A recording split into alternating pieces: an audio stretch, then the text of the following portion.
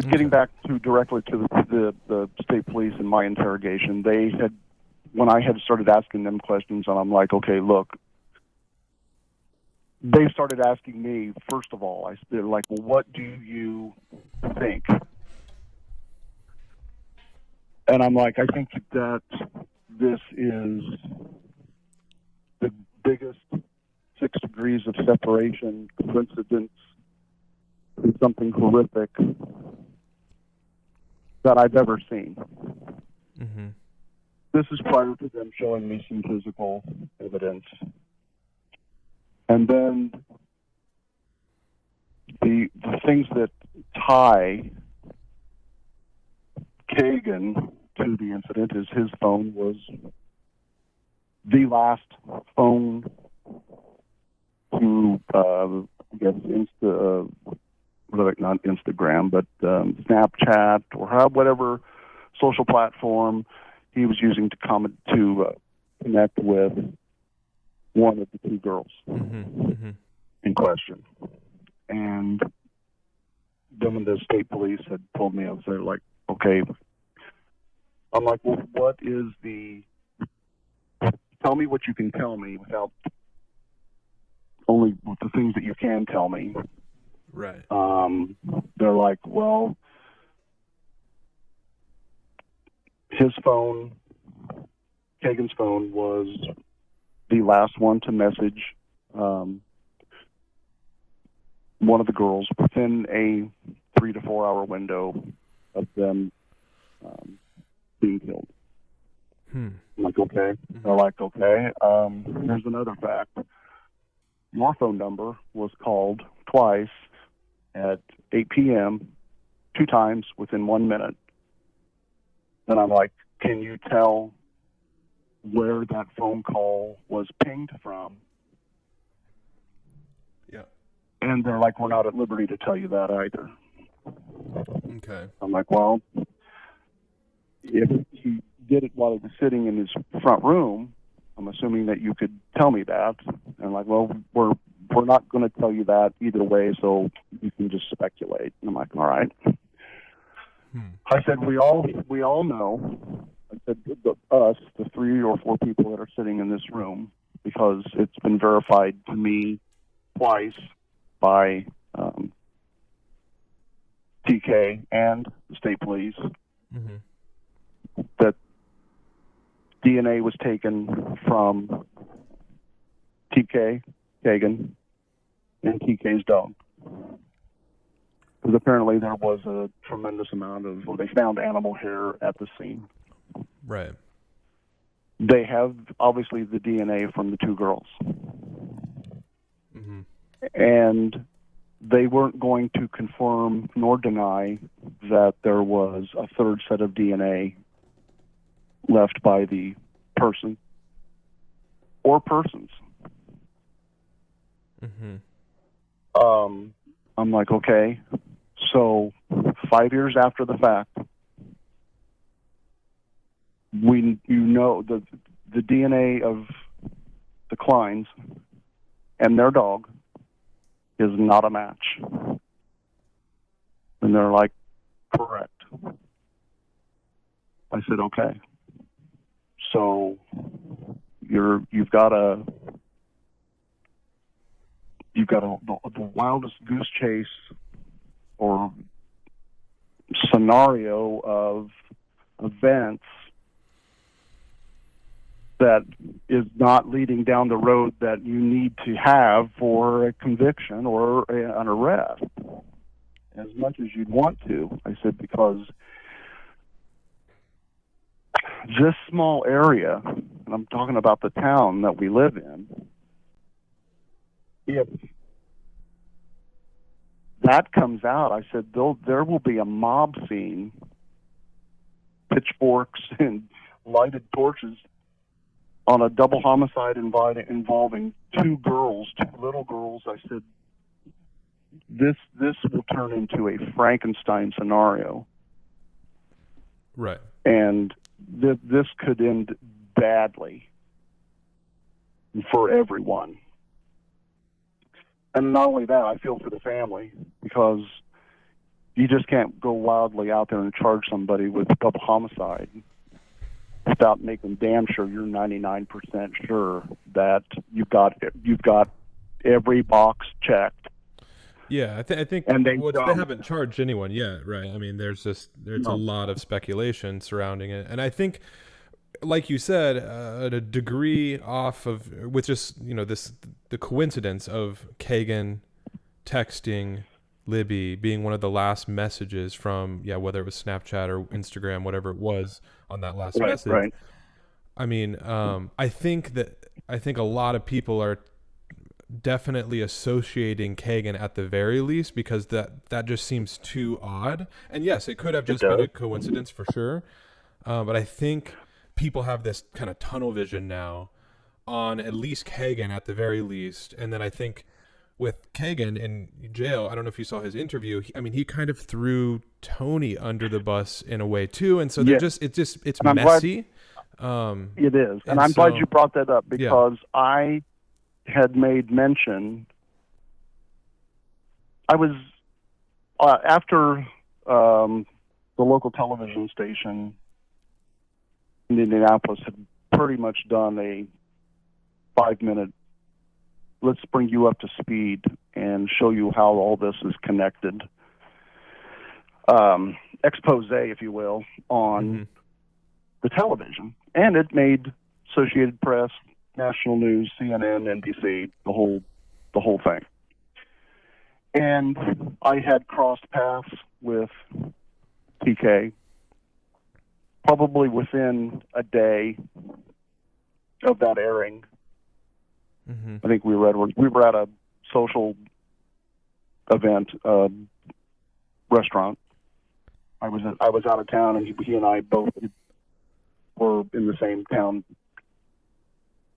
And I had said, I had screenshotted him a picture of the television, and I'm like, "Are you watching television?" And he's like, calls me and says, "No, why? What's going on?" And I'm like, "Your son just threw you under the bus."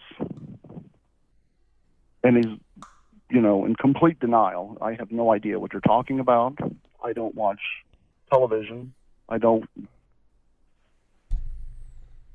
pay attention to what's going on." I haven't. Then things started coming out about his relationship with Kagan. So because he wasn't paying attention to anything Kagan was involved in at this point. I mean, it's pretty interesting. It's like I had told the police again. I said after this particular interaction with PK, and it wasn't probably within 3 or 4 days after that, I was in interrogation with the state police. I said, Tony had told me that he had ceased communication with his son, and that he had stopped funneling money into his commissary. When he had gone to jail? Yes. Okay. This was probably between Thanksgiving or Halloween and Thanksgiving.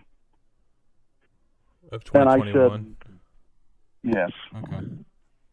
And I'm like, I said, you're being thrown under the bus, number one.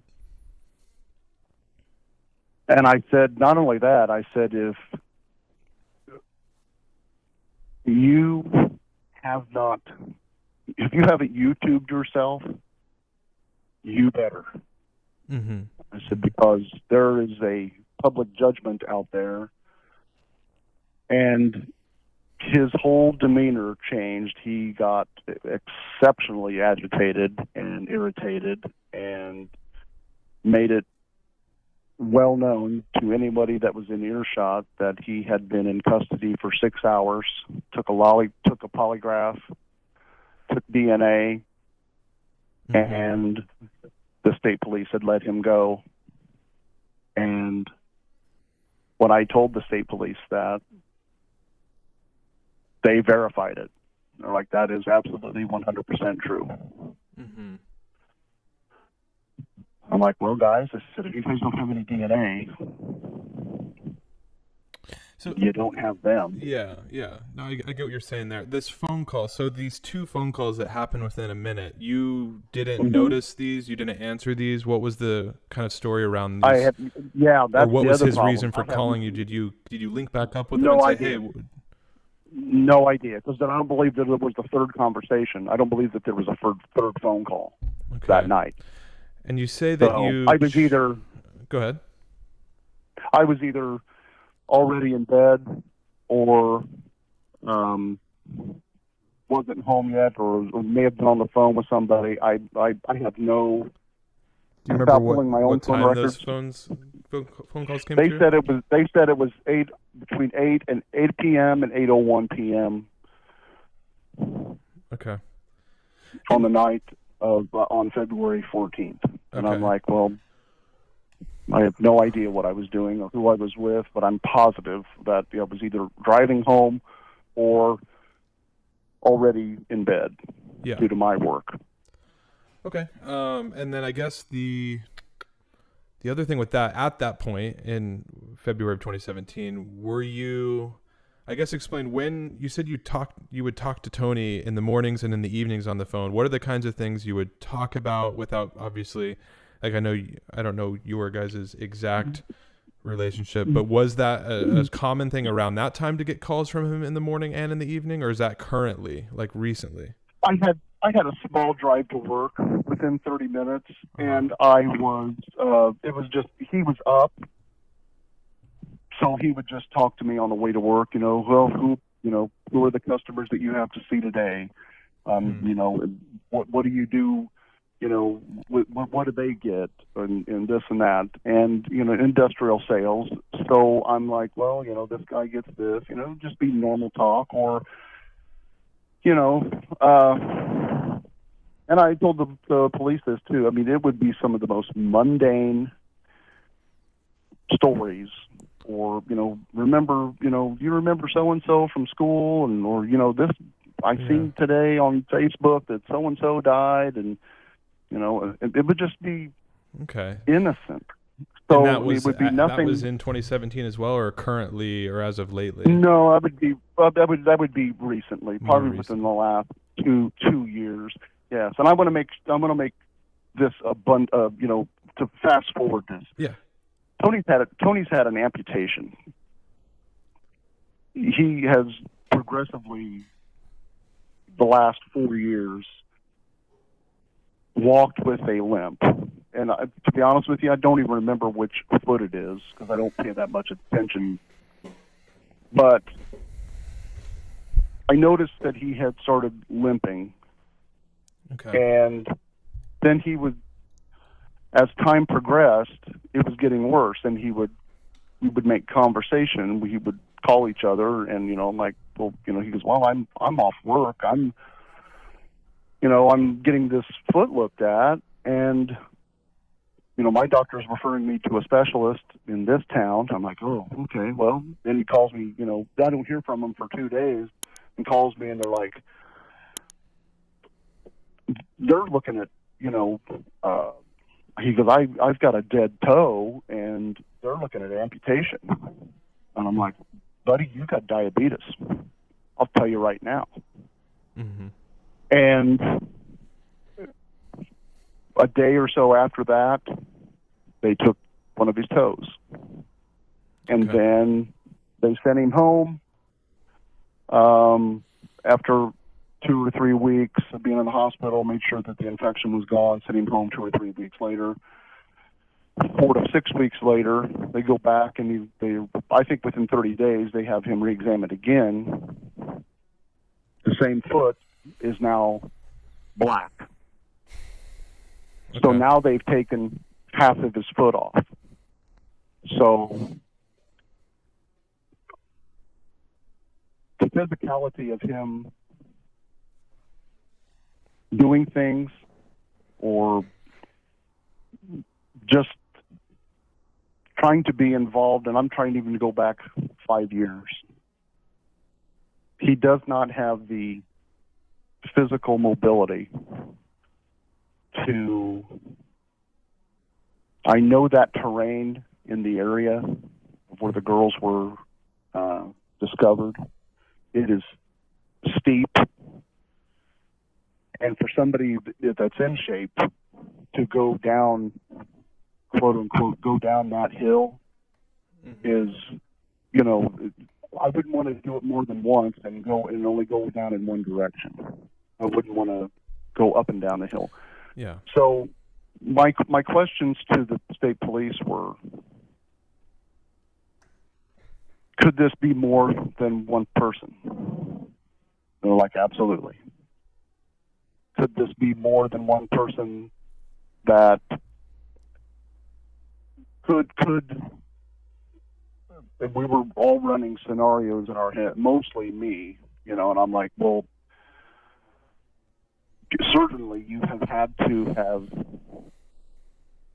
the day in question, the cell phone tower ping records, and narrowed down to, I-65 goes up that way in a diagonal position, eliminating those and getting them down to a 5-mile radius. Phones that pinged that particular day and within that particular time, if one was so inclined to have their phone on and I'm talking about the person that had the full intention on committing a double homicide. That it just doesn't make any sense. And I've ran through scenarios with them that are like, well, if Kagan had arranged a meeting over there and maybe it already stumbled onto them, that's a possibility. It's a possibility of what? Sorry, if who had stumbled upon them? Kagan. Okay. Since his phone was the last one to be in contact with them, nobody knows what was said, or they're not.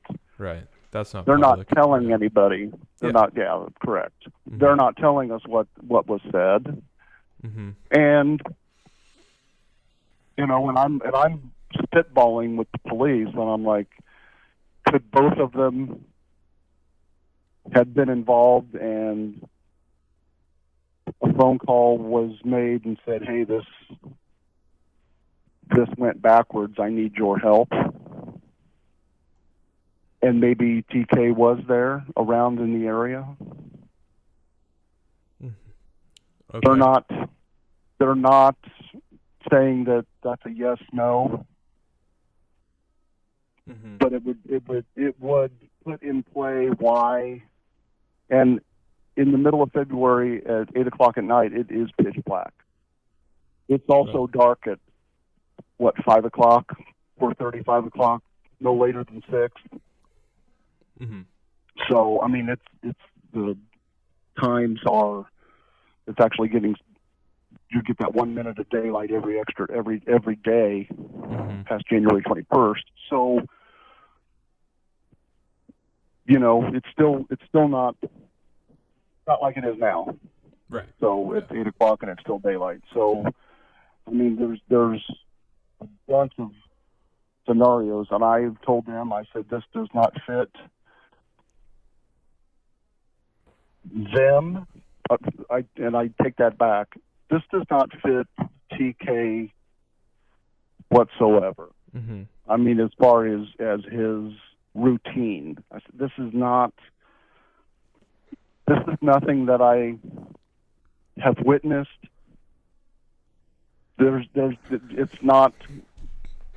It's completely out of character. As far as trying to put someone in that type of situation, it just doesn't make sense. Even though I guess there seemed to be a lot of kind of deception with TK to some extent too, where you didn't know a lot about his life that you maybe would have been surprised by. But I get what you're saying. It doesn't necessarily line up. At this point, right. At this point, as an adult, someone who has been working, a third shift job for the last 25 years, things did not add up. The bad part about it is that apparently the incident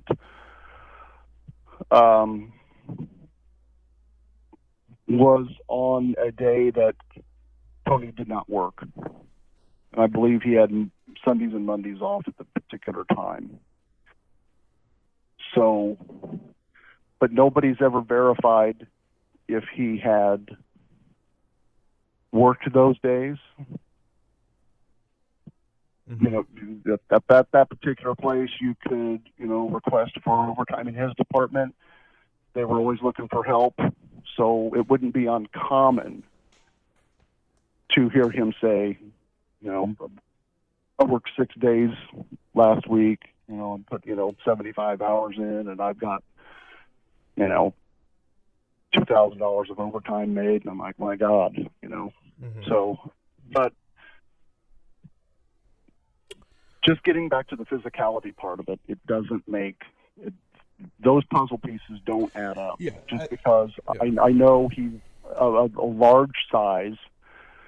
He's got infirmities, and that type of behavior just doesn't even add up. I mean, he,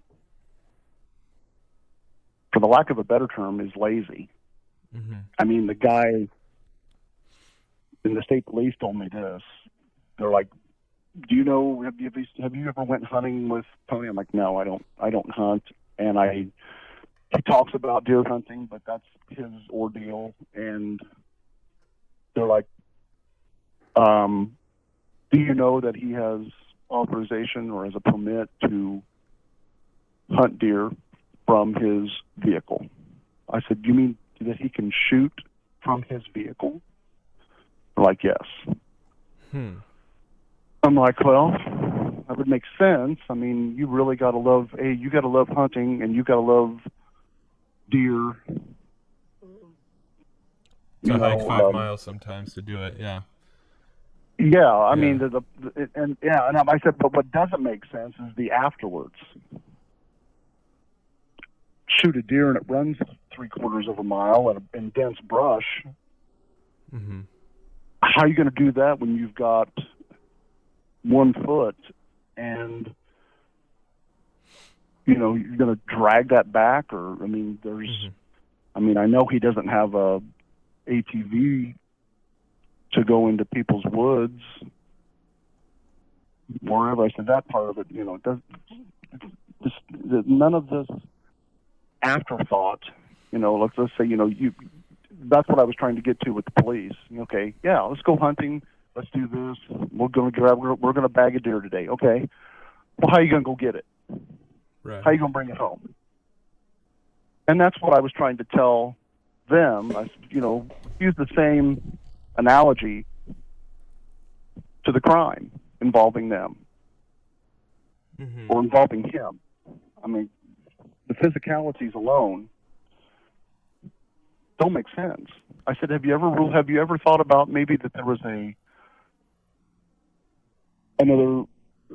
second person involved? But not only that, have you ever thought that maybe there would be a female accomplice? Yeah, I'm sure they've thought about just about every possibility. I mean, I don't think that they'd rule anything out. I mean, a camera also only points one way, right? So whoever this bridge guy Correct. is, we don't know who's behind the camera other than Libby and Abby. So that's why there's a lot of people that, they think that the guys down the hill, that might not even be from the person that's in the shot of the bridge guy. So they kind of just release this audio, and I think some people run with it and assume that they're trying to match this voice with this particular body and shape and face, and so we just don't know entirely. So I'm sure they've thought about every possibility. Yeah. We were also, I said we, during our conversations, I had made mention, I'm like, well, it's too bad that she didn't keep the record button pushed longer or had enough wherewithal to do that. And they're like, well, 5 seconds is all we've released. Yeah. And I'm like, so there's more. And they're like, yes. Oh yeah. I'm sure that there's And I'm like, a substantial amount. right. So I know they're trying to push a square peg in a round hole, and fighting like hell to get a conviction, or at least an arrest, positively. And I had told them that I would, if there was anything that was said in a what do you want to say? In a casual way that would be that would trigger a memory, or would say something off color, or just something didn't add right, that I thought that would be relatable to this. I said I would be the first one to call. I said, friends or no friends, I'm not going to let information about a double homicide involving two girls on information that I know slide by. So that's not going to happen.